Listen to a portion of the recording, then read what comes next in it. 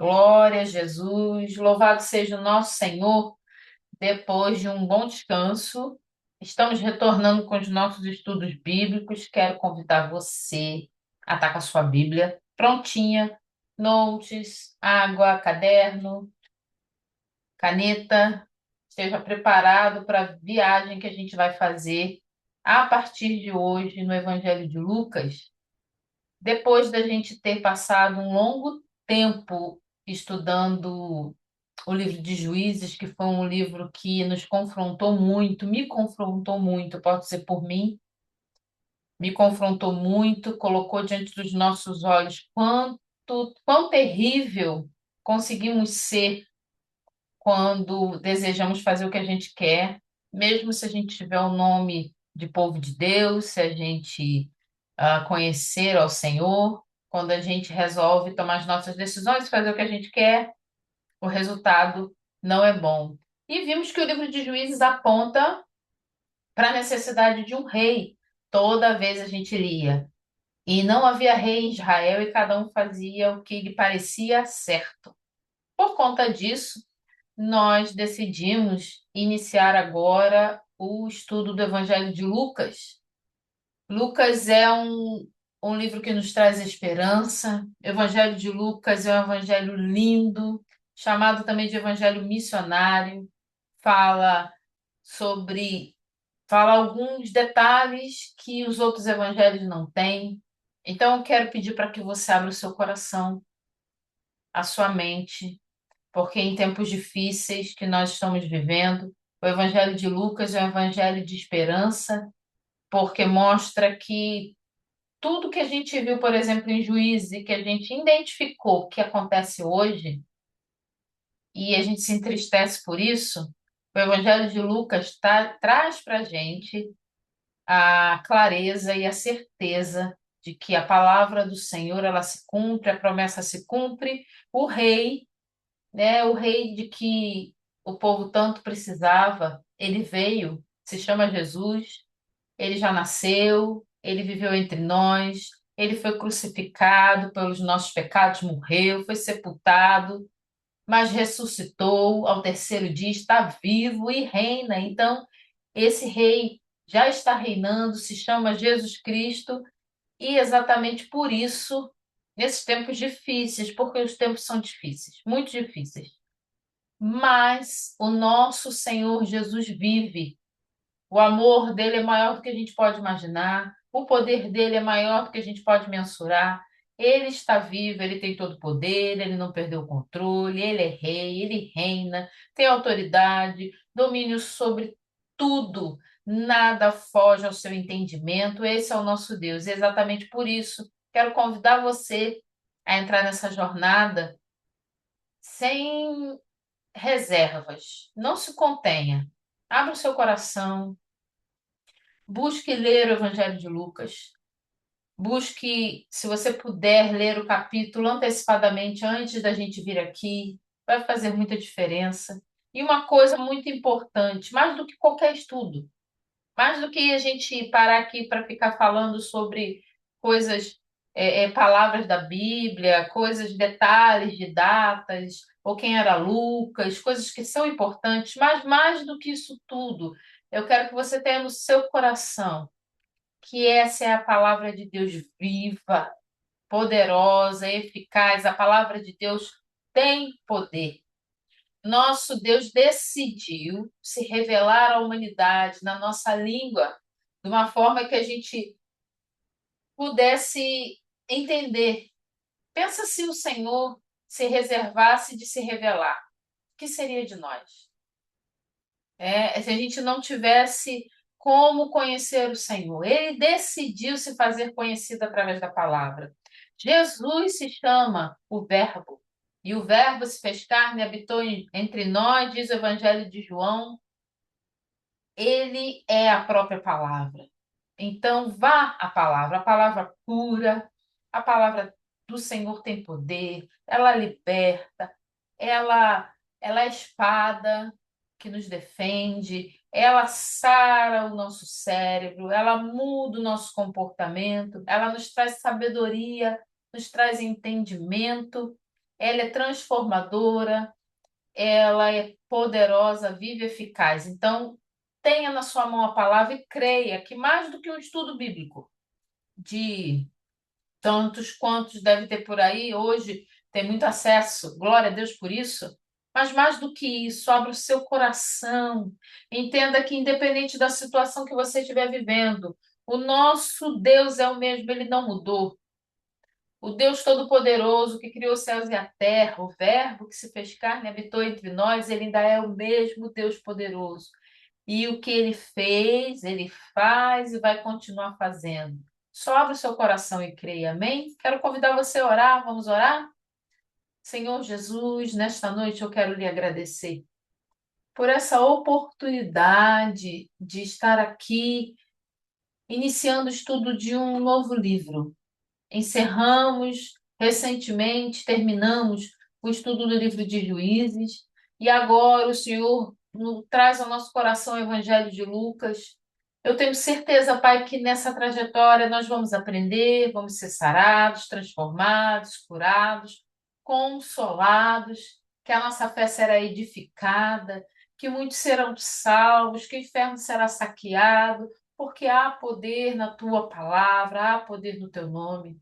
Senhor, visita, Pai, como nós sempre oramos, cada coração, cada pessoa, de forma individual, de forma coletiva, entra nos lares com poder e autoridade, mudando o ambiente, mudando a trajetória, quebrando barreiras, tirando dogmas, estigmas, Senhor, entrando na mente, tirando a dificuldade de entendimento. Só o Espírito Santo pode fazer com que a gente entenda. Então, eu lhe peço, Senhor, Espírito Santo, nos dá entendimento. Revela-te a nós de forma que venha nos transformar nessa noite. Eu lhe peço, Pai, e que haja salvação no poder do nome de Jesus. Amém. Glória a Deus. Esteja aí com a sua Bíblia aberta, o Evangelho de Lucas. Eu vou compartilhar aí com você a minha tela. Botei uma primeira página aqui, eu sempre gosto de botar uma abertura. O Evangelho de Lucas, o Evangelho missionário. Nós estudamos já o Evangelho de João, por exemplo, né? Quem está aqui com a gente há um tempo já passou pela experiência de estudar um dos evangelhos. E nós já estudamos o Evangelho de João há um tempo atrás. Se você quiser ir lá no canal da igreja, nós temos uma playlist completa do Evangelho de João. E agora vamos começar a estudar o Evangelho de Lucas. Nós temos na Bíblia 4 evangelhos: Mateus, Marcos, Lucas e João, tá? Mas nós vamos estudar o Evangelho de Lucas, que ele tem alguns detalhes diferentes dos outros evangelhos. Como João é muito diferente dos outros evangelhos. E por conta disso, a gente vai falar inicialmente alguns detalhes, não especificamente a fundo, já no primeiro capítulo, mas a gente vai falar alguns detalhes. Quem está no grupo de estudo, nosso grupo de estudo lá, do WhatsApp, recebeu alguns vídeos a conta-gotas, né? Que eu fiz alguns vídeos curtos para introduzir no nosso coração essa viagem aí no Evangelho de Lucas. Então, hoje a gente vai falar sobre quem é esse autor do Evangelho de Lucas. Você vai dizer assim, minha irmã, quem escreveu o Evangelho de Lucas só pode ser Lucas, né? Então, a tradição entende sim que foi Lucas, porque a gente tem algumas evidências. Mas quem já leu sabe que Lucas não assina. Por exemplo, o apóstolo Paulo tem cartas, existem cartas em que ele escreve, né? Coloca eu, Paulo, apóstolo, ou menor dos apóstolos, ele vai e coloca que é ele. Lucas, a gente não vai ver ele dizendo assim, eu, Lucas, e nem assinando nem no começo, nem no final. Ele diz para quem ele está escrevendo, quem foi que o contratou, por exemplo, a gente falou sobre isso nos vídeos curtos, mas a gente não vê Lucas assinando. Então, a pergunta é a seguinte: como que a gente sabe que Lucas foi que escreveu? A tradição da igreja entende que é Lucas há muito tempo, tá? por causa de alguns detalhes. Algo interessante aqui que eu pensei sobre isso quando eu estava, né, buscando e estudando o assunto, é que hoje em dia, talvez até antes, né? Eu acho que isso sempre foi, mas hoje em dia, porque a gente está nesse tempo de tecnologia, de internet, de mídia social, e todo mundo quer ser o primeiro a dar notícia. Todo mundo quer ser o primeiro a chamar atenção. As pessoas querem ser aquele que dá o nome para aquilo que escreveu, para aquilo que colocou lá, para que tenha os créditos disso. Lucas não faz dessa forma. Ele não escreve que foi ele. Ele não coloca eu, Lucas. Ele simplesmente busca fazer o trabalho para que ele foi contratado, porque ele foi contratado para fazer isso, para fazer essa busca, pegar essas informações. E nesse caminho desse trabalho dele, ele é completamente transformado. Vai acontecer coisas com o Lucas que ele não fala sobre ele, mas da forma que ele escreve, alguns detalhes que a gente vê em Atos dos Apóstolos, por exemplo, a gente começa a perceber que Lucas, ele era gentil e ele foi transformado pelo poder do Espírito Santo quando ele estava fazendo essa busca de informações sobre Jesus. Então, voltando aqui, a identificação do autor de Lucas baseia-se em evidências tradicionais e textuais. É a tradição e textos. Não é absoluto, quer dizer, a gente não tem nenhum documento absoluto dizendo que é ele. Mas é convincente até hoje que seja Lucas. A tradição cristã primitiva identifica Lucas como companheiro do apóstolo Paulo. Essa parte de Lucas ter sido companheiro do apóstolo Paulo mexe muito com o meu coração. E eu quero convidar você daqui para frente, se você ainda não faz assim, ler a palavra com muito amor. Eu peço para que o Senhor abra os seus olhos, o seu coração e a sua mente para ler a palavra do Senhor como algo, não é fictício, não é algo, uma história que alguém contou simplesmente, que inventou. Às vezes a gente lê a Bíblia e vê exemplos figurados, por exemplo, algumas coisas que na Bíblia são figuradas, por exemplo, assim, quando Jesus fala de parábolas, é alguma história que ele conta para poder explicar algo. Então, algumas coisas são figuradas. Tem coisas na Bíblia que a gente sabe, quando a gente, por exemplo, estudou o livro de Josué, a gente viu algumas coisas figuradas no livro de Josué. Então, algumas pessoas eu vejo que entram nesse caminho. Ah, é tudo figurado. Ah, isso aqui é só um exemplo, é um exagero, não é bem isso. Existem pontos na Bíblia que realmente são situações figuradas.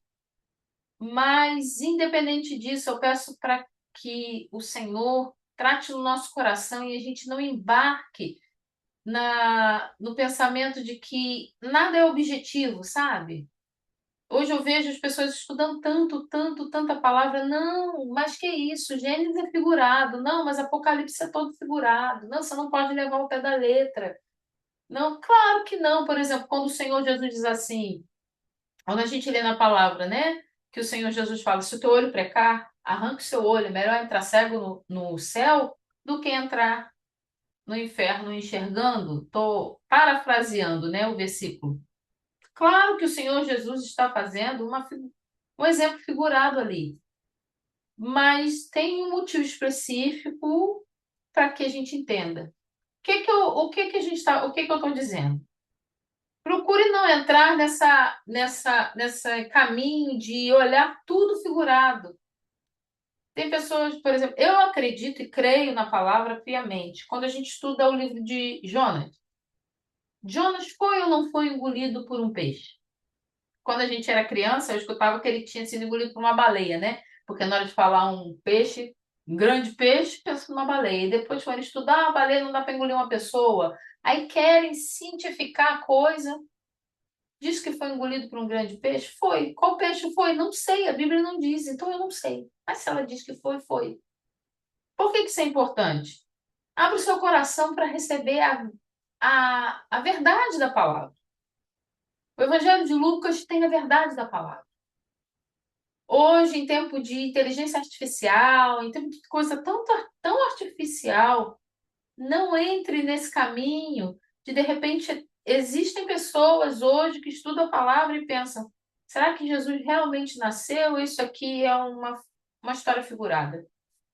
Jesus realmente nasceu de uma virgem? Ele realmente foi gerado no ventre de uma virgem pelo Espírito Santo? Ou isso foi só. Jesus era realmente Deus? Ou ele se tornou um Deus com o tempo porque ele foi uma pessoa que se comportou bem e fez coisas boas? Eu acho que isso aqui não é tão isso que está dizendo. Não entra nesse caminho.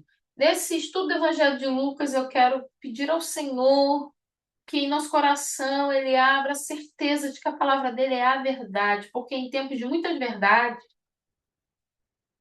nós precisamos entender que só existe uma verdade. E essa verdade tem nome, se chama Jesus. Ele é a verdade. Se ele diz que é, é. Se ele diz que não, não. Se ele diz que é verdade, é verdade. Se ele diz que é mentira. Porque Jesus é a verdade, por isso que Satanás é o pai da mentira. Então, vamos entender que a palavra de Deus é a verdade. Quando a gente tira esses estigmas do coração, abre o nosso coração para receber a palavra verdadeira, sem essas invenções malucas aí, como ela realmente é, ela sara, ela cura, ela liberta, ela transforma, o Espírito Santo, através dela, nos convence do pecado, da justiça, do juízo. Ela faz milagres físicos e espirituais. Só creia e entenda que a palavra de Deus é verdadeira. Então, quando eu vejo aqui que Lucas foi companheiro de Paulo, eu quero convidar você a entrar nessa jornada desse jeito. Hoje a gente está fazendo uma introdução. Eu quero convidar você a entrar nisso. Lucas, pensa em Lucas como uma pessoa. Lucas foi uma pessoa que foi contratado por um homem chamado Teófilo para fazer um trabalho. E nessa trajetória desse trabalho que ele fez, ele conheceu Paulo. E se tornou amigo de Paulo. E por conta disso, ele conheceu outras pessoas. Ele conheceu pessoas que andaram com Jesus. Provavelmente, Lucas entrevistou a própria Maria, mãe de Jesus. Ele realmente viveu isso. Isso é real, isso é de verdade. E depois de tantos anos, depois de tanto tempo, de mais de 1000 anos, nós temos isso nas nossas mãos. Isso não existe nenhum livro no mundo que possa dar isso para gente. Nenhum livro de filosofia, nenhuma pessoa muito inteligente que entrou para a história, Sócrates, qualquer um aí, outros, ou filósofo que você pensar, nenhum livro foi feito dessa forma. Capaz. Ninguém. Não tem. E você tem esse privilégio. Então, eu quero convidar você a entrar de verdade nessa jornada do estudo do Evangelho de Lucas, porque o nosso chamado aqui não é nesse tempo para a gente ficar procurando divergências de palavras, procurando grego, procurando se aqui está escrito assim, se na outra tradução está escrito assim. Não, o nosso intuito não é esse. O nosso intuito é nos alimentar da palavra, porque a palavra de Deus diz que a palavra dele é alimento, é como um pão vivo que desceu do céu. Então, pensa, Lucas contratado conhece Paulo. Minha irmã, como é que você sabe que Lucas conheceu Paulo? Vai lá em Colossenses capítulo 4. Você está em Lucas, deixa marcadinho aí. Uma coisa que eu quero também te convidar a fazer é estar com a sua Bíblia de papel. Minha irmã, tem algum problema eu estar com a Bíblia digital? De forma nenhuma, não tem problema. Mas se você puder, use a sua Bíblia física de papel. Manuseie, ela tem esse prazer de passar a folha para lá, passar a folha para cá. Com o hábito, você vai começar a saber aonde estão os livros. Separe se você não. Eu tinha muita limitação, gente, eu vou confessar. Eu tinha muita dificuldade para marcar a Bíblia. Eu não queria marcar de jeito nenhum. Mas depois que eu comecei a marcar, né? Meu esposo está aqui, o presbítero Jones, a dele é muito mais marcado que a minha. Eu agora, eu tenho, louvado seja Deus, eu tenho o privilégio de ter muitas Bíblias hoje, né? Tenho tido acesso a muitas Bíblias. Louvado seja o Senhor. Marque sua Bíblia, manuseie sua Bíblia. Gente, hoje tem pessoas morrendo, desejando ter uma Bíblia. Essa aqui é uma mais velhinha que eu tenho, que está mais marcada. E não podem ter. Você que pode, usufrua dessa bênção. Você manuseando para lá e para cá, vai fazer muita diferença. Quando você pega no telefone, vai vir uma notificação. Alguma coisa vai tirar sua atenção. Outra coisa, de preferência, leve sua Bíblia para a igreja física. A gente está falando da Bíblia papel, tá? Leve ela para a igreja. Eu não sou tão velha assim, não, gente. Mas a gente andava com a Bíblia, né? E a dele tá bem batidinha ali. Daqui a sua para eu mostrar. Aqui vou marcar aqui. Deixa eu marcar. Aham, Colossenses. Quando você vai abrindo, gente, Colossenses 4,14. Aqui como é que tá dele. A dele e a minha é igual, ó. Olha como é que tá dele. A capa dele. Não é falta de cuidado, não. Ele tem muito cuidado. Isso aqui é por manuseio. Uma coisa é falta de cuidado, outra é manuseio. Né? Ele é por manuseio. Outra coisa também, gente, tenho muito respeito pela palavra. Por favor. O estudo bíblico também nos ensina isso. Tenha respeito pela palavra. É a palavra do teu Deus. Os outros deuses por aí são tão maus que a gente sabe que não existe, né? É tudo demônio. Entre a gente aqui, a gente sabe muito bem. Mas as outras religiões, os deuses são maus. Seu Deus é tão bom. Tenha respeito pela palavra, tenha amor pela palavra. Não joga sua Bíblia para lá e para cá. Não deixa a criança ficar rasgando, rabiscando sua Bíblia. Não faça isso, não. Para minha irmã, a criança precisa. Existem Bíblias mais resistentes para crianças. Tenha cuidado, tenha carinho. Tem pessoas morrendo sem poder ter acesso à palavra. Amém? Colossenses 4,14. A gente está falando de Lucas, que foi amigo de Paulo. Como é que a gente sabe disso? A gente vai juntando as peças. Colossenses 4,14. Gente, a minha luz aqui está uma benção, mas a gente vai chegar lá. Diz o seguinte: Lucas, o médico amado, e Demas enviam saudações. Esse versículo que eu li faz parte das saudações finais da carta que Paulo escreve aos irmãos na cidade de Colossos, que são chamados os Colossenses. É como você recebesse você na sua igreja, ou você que ainda não é de uma igreja, na sua cidade, eu creio em nome de Jesus, que, né, vai chegar para pessoas que ainda não conheceram o Senhor, mas e que o Senhor vai trazer para a presença. Nós oramos por salvação. Você recebeu a carta na cidade e está ali aos irmãos da cidade do Rio de Janeiro, aos irmãos da cidade de Florianópolis, aos irmãos da cidade de algum lugar onde você estiver, tá? Então, as saudações finais falam sobre isso. Essa carta aqui foi escrita por Paulo aos irmãos chamados os Colossenses, que viviam na cidade de Colossos. O que que acontece aqui? Ele fala quem está junto com ele, mandando saudações. Eu não sei você, mas eu já teve muitas vezes de eu ler as cartas de Paulo e ler o nome desse povo tudo batido. Nem presta atenção, não é verdade? O irmão é Prapas, um nome assim, né, que a gente não consegue nem falar, e a gente passa assim, nem presta atenção. Mas olha como é que a palavra de Deus é poderosa. É tão poderosa que até os nomes que são citados ali eles provavelmente vão se encaixar para entendimento de alguma coisa. Igual a gente leu aqui, ó. Colossenses capítulo 4. Quer ver? Ó? Vamos ler o versículo 11 em diante. Fala assim, ó. Jesus, chamado justo, também envia saudações. Não é Jesus Cristo, não. A pessoa chamada Jesus, tá? É outra pessoa que se chamava Jesus aqui. Está enviando saudações. Jesus, chamado justo, também envia saudações. Esses são os únicos da circuncisão, que são meus cooperadores em favor do reino de Deus. Eles têm sido uma fonte de ânimo para mim. Versículo 13. Epáfras, que é um de vocês e servo de Cristo, Jesus, envia saudações. Ele está sempre batalhando por vocês em oração, para que, como pessoas maduras e plenamente convictas, continuem firmes em toda a vontade de Deus.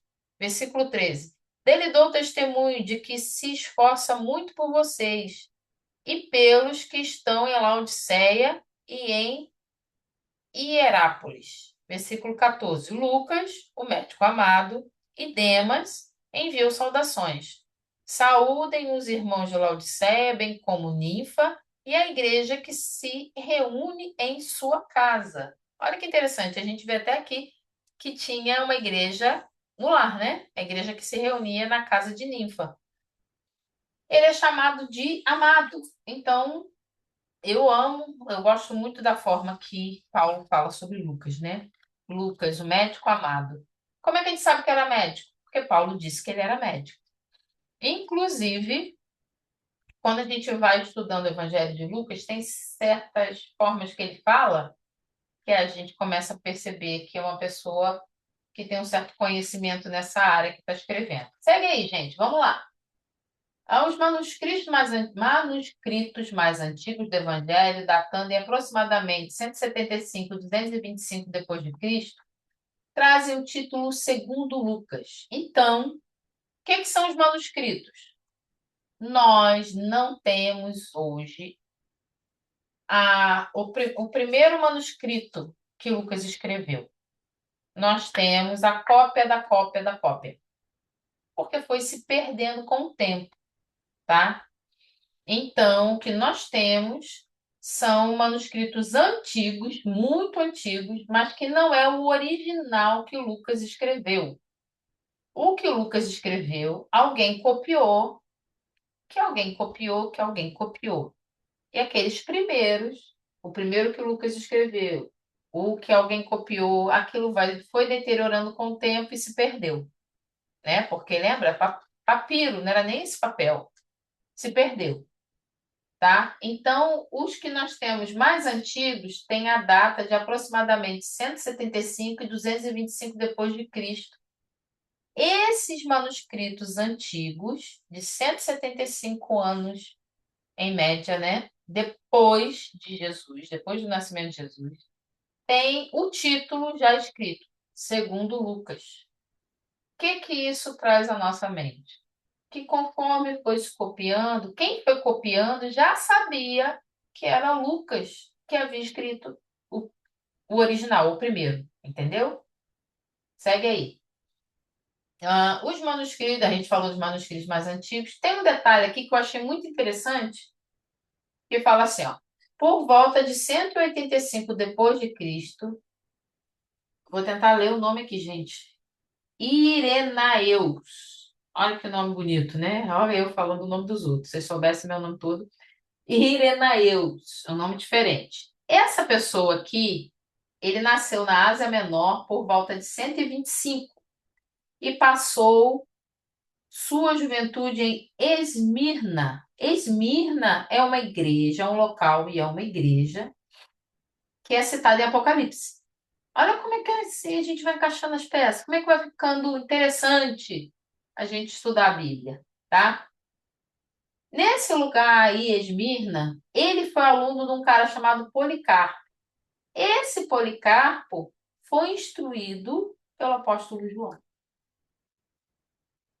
Esse Irineu aí, ele escreveu que Lucas era companheiro de Paulo e que Lucas registrou em um livro o Evangelho por ele pregado. Quer dizer, o evangelho que foi pregado por Jesus, Lucas escreveu. Você pode pensar assim, não entendi nada. Segue a árvore que a gente fez aqui. Lucas, tá? Escreveu o evangelho, certo? A gente está procurando evidências de que foi Lucas que escreveu. Como que a gente sabe que quem escreveu foi Lucas? Só porque está o título Lucas aqui, chega para nós prontinho. Mas como que está o nome Lucas? Porque nós temos alguns detalhes. Esse cara aqui do nome diferente, né, que são muitos nomes diferentes, ele escreveu Lucas, companheiro de Paulo, registrou em um livro o Evangelho por ele pregado. Essa pessoa aí, ele foi aluno de um cara chamado Policarpo, que teve como professor João. Que João, minha irmã? O apóstolo, aquele a quem Jesus amava, aquele que escreveu o Evangelho de João, aquele que escreveu as cartas, 1 João, 2, 3 João, aquele que escreveu o livro do Apocalipse. Então estava muito próximo. João, né, é um dos apóstolos. Então era muito confiável essa fonte. Não é qualquer pessoa que começou a falar que foi Lucas que escreveu esse evangelho. A conexão com Paulo é particularmente significativa. No livro de Atos, certos trechos são narrados em primeira pessoa do plural. Quando a gente for estudar Atos, que o meu coração está para quando a gente encerrar o Evangelho de Lucas, a gente já emendar em Atos Apóstolos, depois a gente explica por quê, mas você já deve ter uma ideia do porquê, né? Ele começa falando muito na primeira pessoa, eu ou ele, mas depois ele passa a falar nós.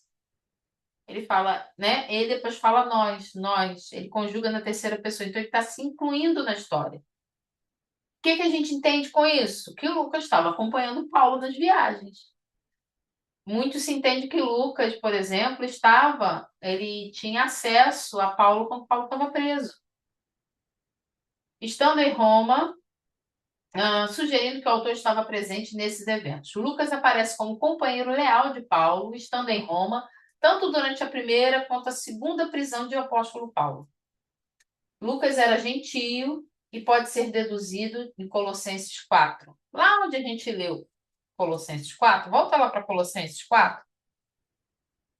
Isso é muito importante entender. Qual a diferença de gentio e judeu? Judeu, a gente sabe que é um judeu. O gentio era todo aquele que não era judeu. Nós temos fortes indícios na Bíblia de que Lucas era um gentio. Ele não era judeu. Então a gente já vê o evangelho se espalhando pela terra. Da onde a gente tem essa ideia de que Lucas não era judeu, ele era gentio? Vamos lá. Colossenses 4, a gente vai ler versículo 10 e 11. Aristarco, meu companheiro de prisão, envia-lhes saudações, bem como Marcos, primo de Barnabé. Vocês receberam instruções a respeito de Marcos, e se ele for visitá-los, recebam. Jesus, chamado Justo, também envia saudações. Esses são os únicos da circuncisão que são meus cooperadores em favor do reino de Deus. Quando fala de circuncisão, os circuncidados são os judeus. Então, que ele fala assim, são os únicos da circuncisão. Essa lista de nome que ele dá aqui é bem pequena. A gente vê que ele não fala de Lucas. Ele vai falar de Lucas no versículo 14, mais à frente. Então, Lucas não era circunciso. Então, ele não era judeu. Ele era um gentio. Mais uma vez, um gentio que foi contratado para fazer esse trabalho, tá? E se torna amigo de Paulo, que a gente sabe muito bem que Paulo era judeu e um judeu de nascimento, né? Contudo, existem ressalvas aí, alguns falam de ressalvas importantes, porque não tem o original e tal, sempre tem aqueles do contra, mas eu creio que o Evangelho de Lucas foi escrito por Lucas. Deixa eu ver aqui a hora, gente. Vamos lá, dá tempo. Ok, agora a gente já sabe que foi Lucas que escreveu. Quando que foi escrito? Que data? É importante saber? É bom a gente ter uma ideia de quanto tempo tem que foi escrito e como que isso chegou na nossa mão. A datação de Lucas permanece uma das questões mais debatidas entre os estudiosos. Tem uns que dão a data de 62 a 63 depois de Cristo, outros dão a data dos anos 60, outros do ano 80, alguns dos anos 100. Mas a maioria entende que está entre ali nos anos 80, algo ali meio que no meio, tá? Como que eles fazem essas contas? Como o Lucas não assina, ele também não coloca data, né? Como a gente faz um e-mail e vem com data, uma mensagem que a gente recebe tem data e hora, ele não coloca data. Mas entende-se que para a gente conseguir saber a data, tem muitos fatores que eles fazem. Eles fazem estudo, eles comparam. Lembra que a gente tem os quatro evangelhos? Eles comparam os evangelhos, comparam a forma de escrever, a história que foi contada, quem foi encontrado primeiro, tudo isso. Procuram as interpretações, se tem referência. Ah, a tradição entende que o evangelho escrito primeiro, mais antigo, seria o evangelho de Marcos. Então, a maioria entende que Lucas veio depois, tá? Então, Marcos teria sido o primeiro evangelho a ser escrito, seria o mais antigo. Lucas estabelece referências temporais, citando governantes da época, ancorando sua narrativa em marcos históricos verificados. Então, além de comparar o Evangelho de Lucas com as citações que Marcos faz, o que eles fazem? Lembra que a gente falou nos nossos vídeos curtos que Lucas foi contratado para fazer um serviço e ele fez bem feito. Ele se dedicou. Então, ele coloca no Evangelho datas específicas, ele coloca locais específicos que foram verificados e analisados com precisão. Aquilo que foram lá, verificaram e viram que realmente Lucas estava correto. Então, algo que pôde se verificar. Apesar dele não colocar a data em que ele escreveu, ele coloca locais, marcos históricos muito precisos que deixaram até muitos estudiosos com mais dúvidas ainda, né? Aqueles que são mais céticos para acreditar, como que pode ter sido tão preciso? Porque ele estava falando a verdade, simplesmente por isso. O Evangelho está repleto de detalhes históricos que convidam leitores céticos a examinar sua precisão, mencionando nomes de imperadores romanos. Então, dá para ter uma ideia da data, por quê? Ele dá o nome do imperador romano. Quando que esse cara foi imperador? Aí, como é que eles vão fazer o estudo disso? Eles vão pegar o nome desse cara aí, do imperador, e vai procurar ele em contextos históricos fora da Bíblia. Herodes, por exemplo, tem o nome de Herodes. Então, vamos procurar se Herodes é citado ah, em, em outros lugares. Onde a gente consegue achar? Ele é escrito só a Bíblia que fala de Herodes? Descobriu-se que não. No começo eles duvidavam, porque não tinha muita identificação, mas depois a própria arqueologia foi descobrindo, acharam coisas com selo de Herodes, então viram que Lucas estava dando dados históricos muito precisos. Ele dá nome de governadores provinciais. O que é isso? Tinha os imperadores romanos, é como hoje em dia, por exemplo. Tem um governador de estado, mas tem prefeito. Governador, vamos botar bem chutado assim, né? Herodes, o governador, e tinha os prefeitos das cidades. Então, ele cita nomes de governadores provinciais, ele fala o nome de reis, ele dá eventos históricos com marcos para datar eventos-chave. Quando ele fala o acontecimento com um local e com o nome do governador, os historiadores conseguem cruzar essas informações e verificar quando aconteceu para ter uma noção de quando foi escrito o Evangelho de Lucas. Essa estratégia revela um autor consciente de seu público sofisticado e preocupado em estabelecer credibilidade através da ancoragem histórica. E eu creio que inicialmente o Lucas tinha um compromisso com o trabalho para o qual ele foi contratado. Teófilo contrata ele e ele se dedica a fazer um ótimo trabalho. Então, por isso que ele faz com tanta precisão, tantos detalhes, tão cuidadoso, e Deus usa isso de uma forma fora de série, que a gente nunca iria imaginar. Eu acho que Lucas, eu não sei se na glória ele sabe, né? Mas ele nunca ia imaginar o resultado do seu trabalho.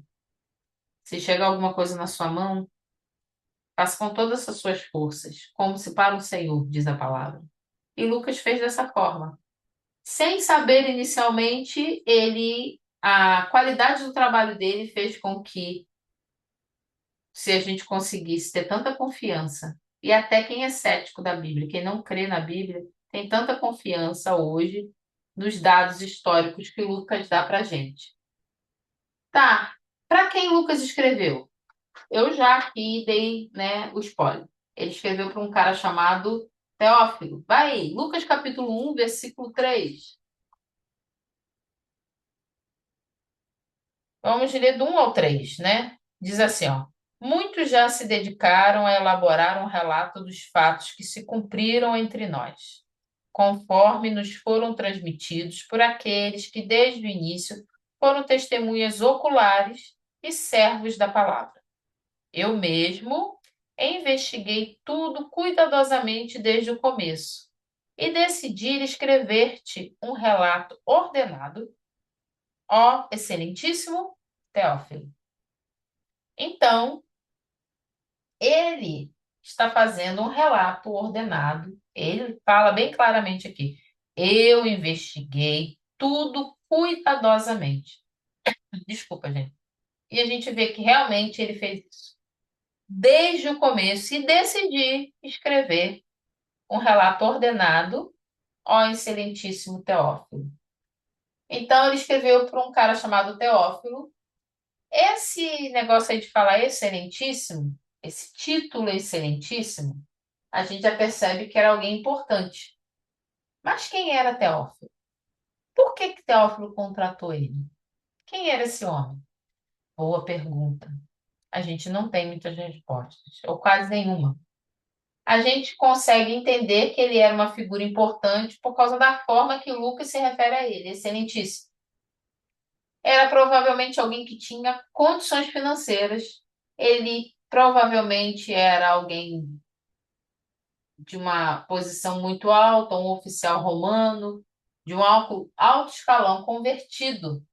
Porque no versículo 1 aí, no finalzinho, vamos ler o versículo 1 de novo, fala assim, ó, muitos já se dedicaram a elaborar um relato dos fatos que se cumpriram entre nós. Se João, Lucas, se Lucas está falando entre nós, ele está incluindo os dois ali. Então a gente pode entender que esse Teófilo era provavelmente um oficial romano, alguém de uma alta patente, alguém muito importante que se converteu. Gente, o cristianismo começa como algo proibido de gente desprezada pela sociedade, pessoas perseguidas. Quando a gente for estudar o livro de Atos, a gente vai ver, né, muito sobre isso.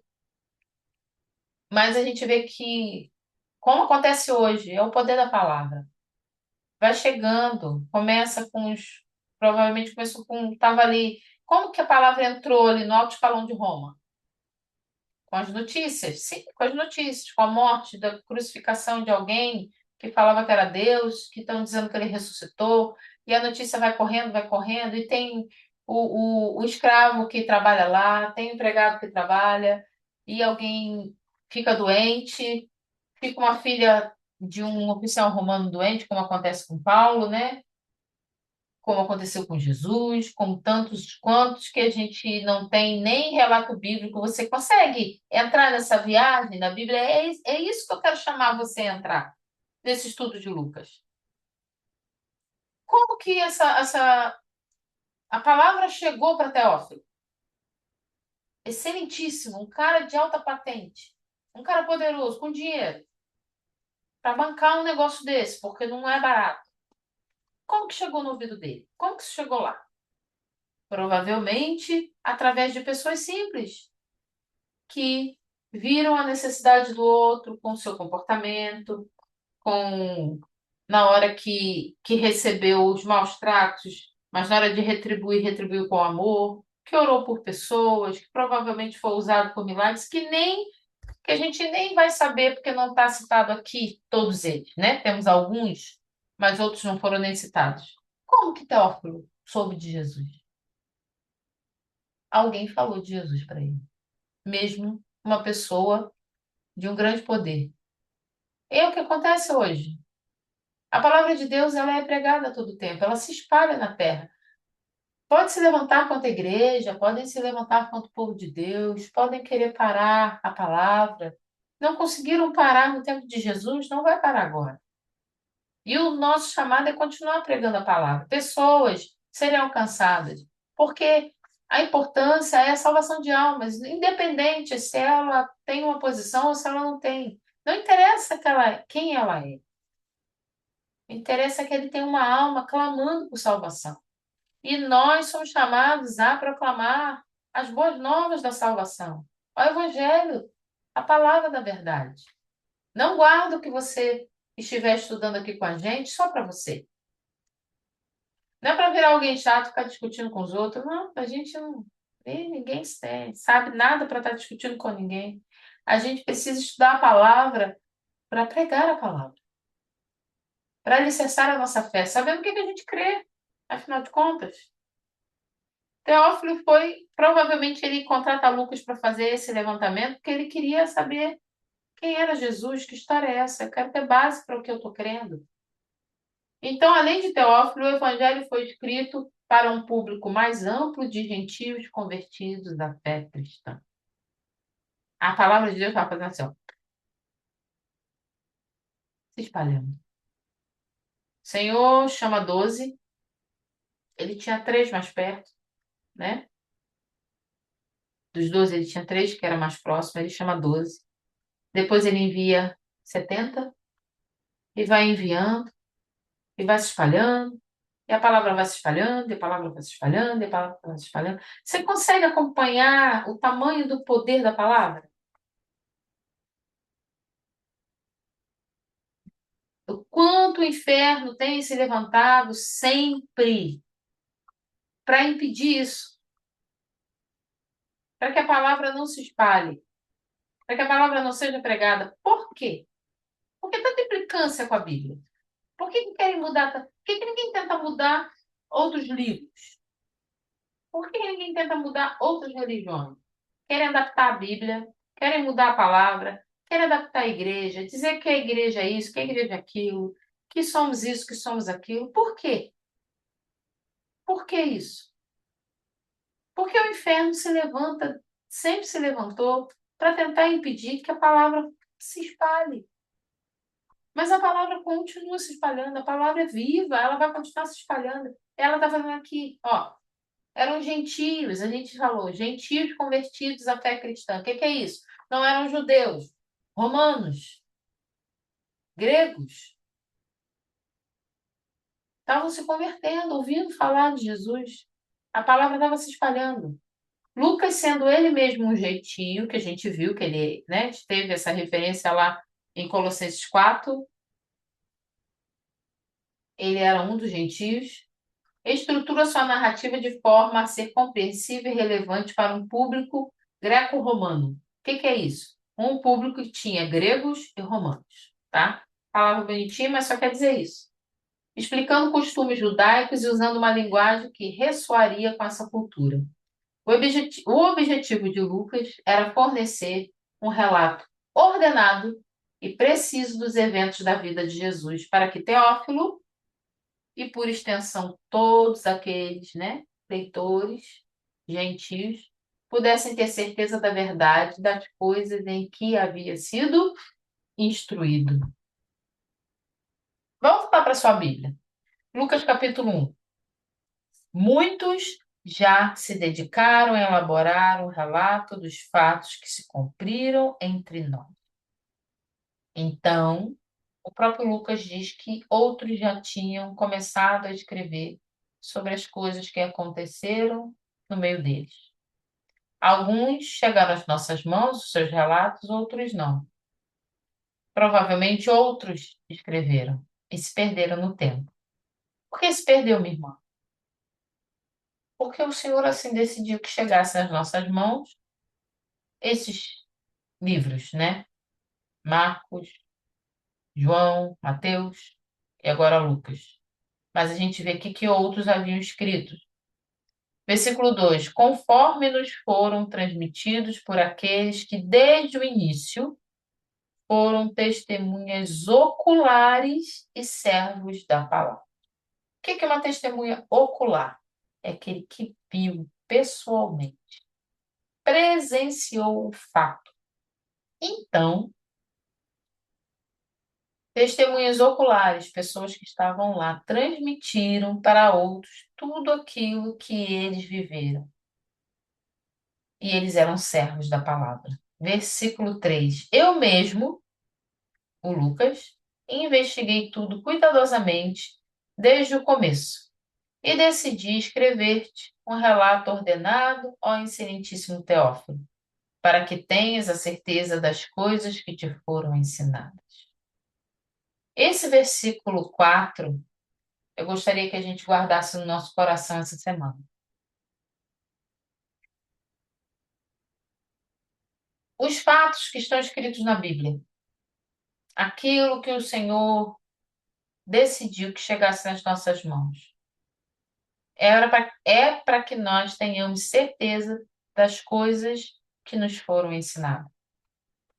Como que eu tenho certeza daquilo que me foi ensinado? Vai na palavra. Eles queriam ter certeza se que o ensinamento que eles haviam recebido estava correto. Esse era o intuito. A gente percebe claramente aqui no versículo 4. Para que tenhas a certeza das coisas que te foram ensinadas. Então, alguém ensinou para Teófilo algumas coisas sobre Jesus. E a gente viu aqui que eram pessoas que eram servos da palavra, foram testemunhos oculares. Então, Teófilo provavelmente queria ter certeza se que o que ele recebeu era verdadeiro. Será que o que chegou até a mim é verdade? Os fatos que chegaram a mim, Teófilo, está correto? Eu posso passar isso à frente? Eu posso passar isso para alguém? Isso é verídico? Pode ser verificado? Lucas vai fazer esse papel. Hoje, como que a gente verifica?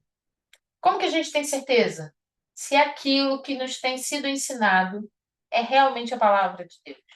É realmente correto? Vai para sua Bíblia. Vai lá para sua Bíblia. Por isso que eu falei, tem amor por ela. Carrega a sua Bíblia. Ore, leia a palavra. A palavra ela precisa ser consumida. E é algo que a gente pode consumir sem reservas. A gente não pode comer demais, não pode, né, dormir demais, não pode comer muito doce, muita gordura. Muita coisa a gente não pode fazer demais. Mas a palavra a gente pode consumir muito. Consuma a palavra, manuseie a palavra. A palavra de Deus, ela pode ser estudada como nós estamos estudando. Ela precisa fazer parte do seu devocional diário. E é necessário que você se dedique a ler ela por completo. Da melhor forma que você conseguir, um versículo por dia, um versículo não, um capítulo por dia, de alguma forma, tentando ler, está sempre lendo. Procure referência aonde? Na palavra. Fala alguma coisa, fala, mas Jesus, não, mas Jesus é desse jeito. Mas é porque a igreja é assim. Porque está na Bíblia que vai acontecer assim, assim. Ah, porque não sei o que, não sei o que. Vai lá na palavra, você não vai se enganar. Faça como Teófilo. Procure saber se as coisas que estão te falando são de confiança, são verdadeiras. Você pode ter certeza daquilo que você tem recebido? Guarde isso no seu coração essa semana. Segunda-feira que vem, nossa jornada continua. Por favor, compartilhe, chame. Você que está no grupo de estudo, você pode enviar o link do WhatsApp para os seus amigos, para quem você quiser, para quem você ama e para quem nós precisamos amar. Amém? Na segunda-feira a gente vai iniciar aqui detalhes que só há em Lucas. Existem algumas coisas diferentes no Evangelho de Lucas que a gente não encontra nos outros evangelhos. Glória a Deus. Aleluia. Vamos orar? 10 horas em ponto. Eu já quero aqui de todo o coração já agradecer. Ah, tem alguns nomes aqui que eu não conheço. Tem uma pessoa que saiu e eu queria dizer quem era, mas já saiu. Era minha tia, lá do Brasil. Minha tia Ana. Estava aqui assistindo e agora há pouco ela saiu. Vamos orar? Glória a Deus. Amém. Denise também do Brasil. Louvado seja Deus, Denise. Que bom que você está aqui com a gente. Vamos orar? Aleluia. Senhor, nessa noite eu quero lhe agradecer pela tua palavra poderosa.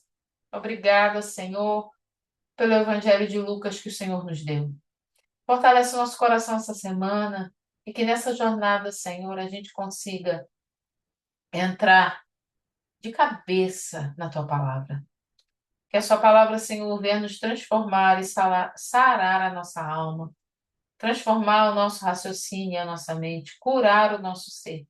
Eu lhe peço, Pai, no poder do nome de Jesus. Quero lhe agradecer por cada vida que está aqui.